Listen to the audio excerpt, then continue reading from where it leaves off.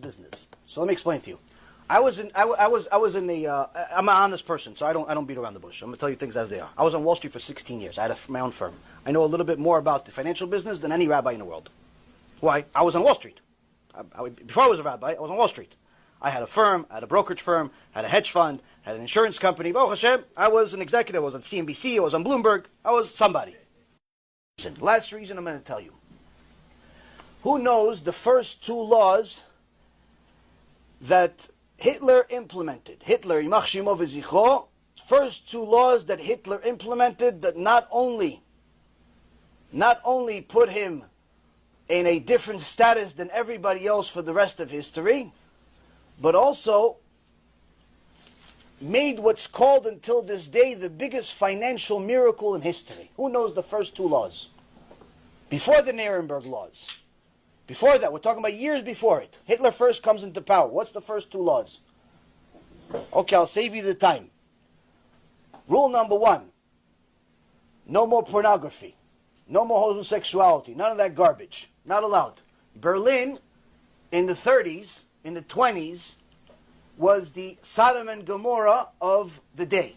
They were the Las Vegas of the day. They were the Sodom and Gomorrah of the day. Homosexuality, pornography, all the bestiality, all the garbage of the world, that was the capital of the world.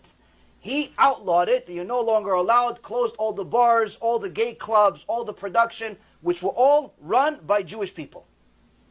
Unfortunately. Second rule. What's the second rule? Second rule was, you're not allowed to charge interest. No more interest.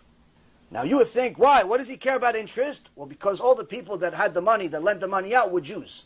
He didn't like it. So he said no more interest. Why? Because of the high interest that the Jews charged people was so high, it ruined, it destroyed the economy in Germany.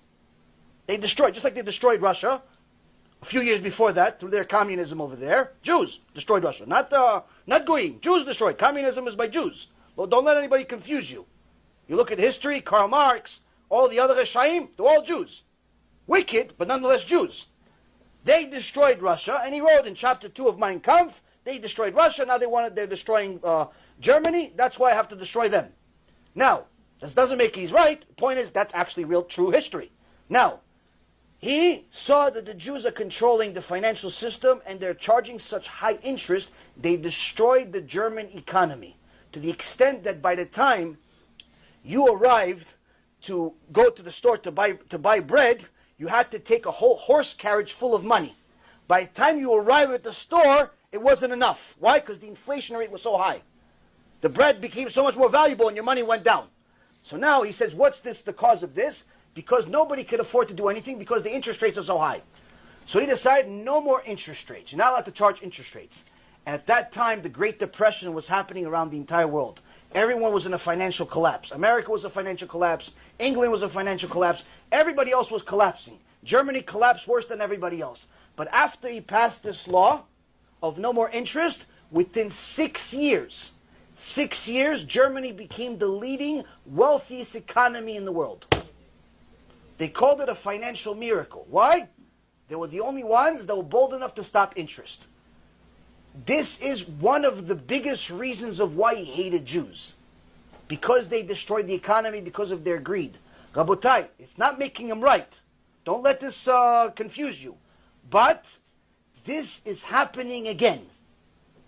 The cash advance business right now is destroying the economy in America. Why? Because all of the people that are defaulting, all of the people that are being stolen from, guess who they are? Small businesses. Small businesses are what build economies, not big businesses. Coca-Cola, Apple, Google, Amazon, all those big companies, they're good for business, but they're not the economy. What makes an economy, what makes an economy prosper, is when there's small businesses starting and small businesses flourishing, because they are the ones that actually hire the most amount of people. If you have small business grow, your economy grows. You have small business decline, your economy declines. I was in the financial business for 20 years. This is one thing you can't challenge. Now, when you have an industry that their number one objective, directly or indirectly, is to destroy small businesses, guess what? This is happening again. And you'll see, if nobody listens to me, nobody listens to the Torah, nobody listens to history, and everybody ignores it, this is going to be a huge blow-up to the extent where you can see how Edom, just like the Torah says, Edom is going to come back again, Edom becomes America. Edom becomes America. Why? Because America is Edom, after all. But you'll see what happens. And you'll see that all of a sudden the 6 million Jews that are in America, that feel comfortable, that are sometimes in government, that are sometimes in politics, that are running big businesses, and so on and so forth, guess what? Same exact thing happened in Germany. We were in politics, we were in business, we were prospering, we were great. In Germany, same exact thing. That are in America, that feel comfortable, that are sometimes in government, that are sometimes in politics, that are running big businesses, and so on and so forth, guess what? Same exact thing happened in Germany. We were in politics, we were in business, we were prospering, we were great. In Germany, same exact thing. In Greece, same thing. In Rome, same thing. In Egypt, same thing. But guess what? We get greedy, we get sinful, we become Reshaim. What happens? Hashem says, oh, you want to be Reshaim? I'll punish you. With what? With the same goy that you wanted to become like. And this, Rabotai, is what's happening under our noses. And unfortunately, this, I don't know whether the Gdolim that we have in this world today are unaware or nonchalant. I'm not really sure. All I can tell you is, I've had in my career 5 times, 5, maybe 6 times, where I had a aha moment. Meaning, I saw something, to me was clear as day. I knew this deal was going to work out. I saw a stock, it was $4. I said, this is worth 32. How long? 2, 3, 4 years. It's going to be 32. Sometimes happen faster, sometimes longer. 5 times in my career, certain things like that happened to me, Baruch Hashem. This, for sure, is an aha moment.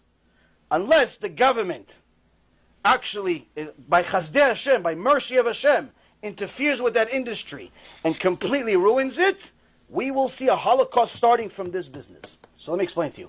I'm an honest person, so I don't beat around the bush. I'm going to tell you things as they are. I was on Wall Street for 16 years. I had my own firm. I know a little bit more about the financial business than any rabbi in the world.